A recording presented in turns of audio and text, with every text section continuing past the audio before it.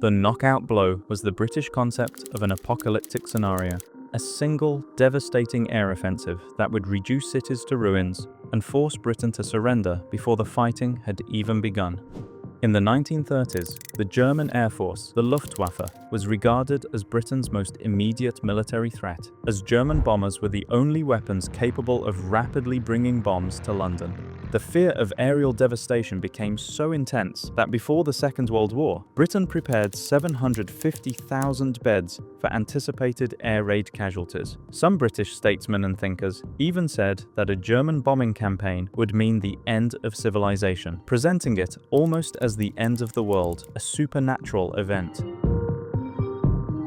The Luftwaffe wasn't a concern just for the British. In September 1938, during the German aggression against Czechoslovakia, the French believed that Germany possessed 8,000 military airplanes and could produce another 1,500 every month.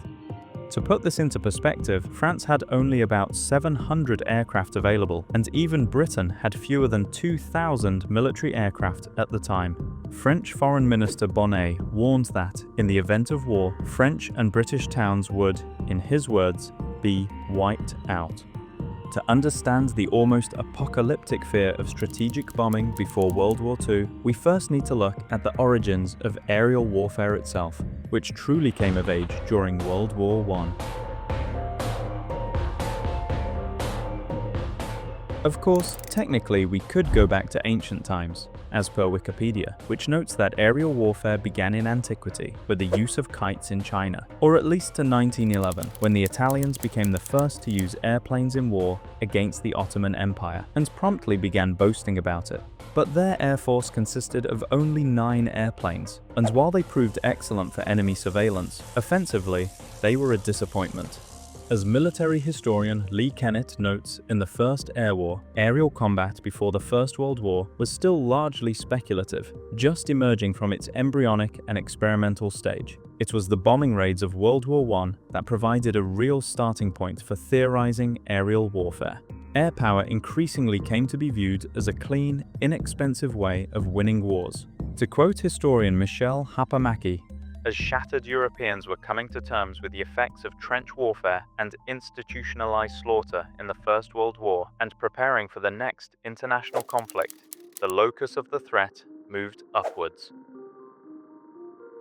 And during the interwar years, politicians had to confront this new form of warfare before anyone truly understood its limits. Worst-case predictions flourished. As Haapamäki puts it, the interwar period was characterized by doomsday scenarios of the next war. Britons were warned that London and Paris might be destroyed within days, and this fear helped shape the short-lived peace reached at Munich in 1938, when Britain and France allowed Germany to annex the Sudetenland from Czechoslovakia. By taking the Sudetenland, they had made Czechoslovakia defenseless.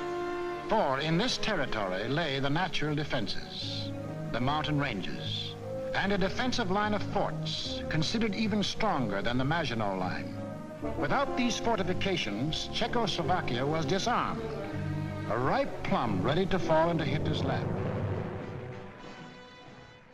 There was only one problem. The feared fleet of 8,000 German aircraft capable of erasing London and Paris from the map didn't really exist.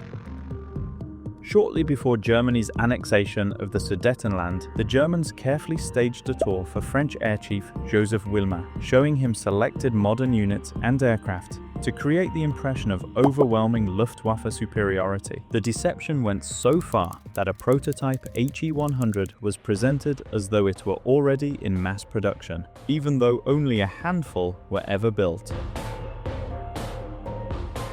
Vuillemin returned convinced that the French Air Force would not last a week against what he had seen. Vuillemin had been thoroughly fooled, and the French estimates were so far from reality that calling them inaccurate almost feels too mild. In reality, Germany had about 3,000 combat aircraft, with only around 2,800 actually serviceable. That was nowhere near the French estimate of 8,000. As for the fearsome HE-100, the fighter remained largely a prototype and was used mainly as a propaganda prop. The British fears also proved unfounded. Britain did not just overestimate the Luftwaffe's size, it imagined the wrong kind of force. British planners thought of the Luftwaffe as a vast strategic bombing force, poised to annihilate British cities, when in reality, the Luftwaffe had been built mainly to support Germany's armies. Still, worst-case intelligence estimates, including predictions of 50,000 casualties in a day, magnified the threat and helped deter Britain during the Czechoslovak crisis. The power imbalance during the crisis was actually not as overwhelming as Allied leaders believed. Their calculations often ignored Czech and Soviet air power. Taken together, Britain, France, Czechoslovakia, and the Soviet Union possessed more aircraft than Germany and Italy combined. Turning that numerical advantage into a coordinated military effort would have been difficult, of course, but German air power was not nearly as overwhelming as Allied leaders believed either. You may also remember me mentioning earlier in the video that in anticipation of a devastating German air campaign, Britain prepared some 750,000 hospital beds for casualties, yet no more than 6,000 were ever needed. In 1941, after months of German bombing, Winston Churchill was furious. He argued that these wildly exaggerated predictions had demoralized Britain's pre-war leaders and helped persuade them to abandon Czechoslovakia during the Munich crisis. The Munich settlement of 1938 was not the first time Britain and France had backed down before Hitler. On March 7, 1936, Hitler sent German troops into the demilitarized Rhineland, openly violating the Treaty of Versailles. France, cautious to a fault and afraid of Germany, refused to intervene. This was despite the fact that in 1936, France actually still had a military lead over Germany. So, a forceful French intervention in 1936 was a very real military option. Germany was still too weak to withstand a major French attack, and a French victory could have dealt Hitler a severe political and strategic defeat before the balance of power shifted in Germany's favor. Of course, none of this means that the Luftwaffe was weak. Quite the opposite. By 1937, it had become one of the most formidable air forces in Europe. The Luftwaffe's technological progress was genuinely startling. At the 1937 Zurich International Air Meeting, a major aviation competition where countries demonstrated and compared their latest military aircraft, the new German Dornier 17 bomber proved faster than every foreign fighter taking part, an unwelcome and uncomfortable surprise to the other European powers present.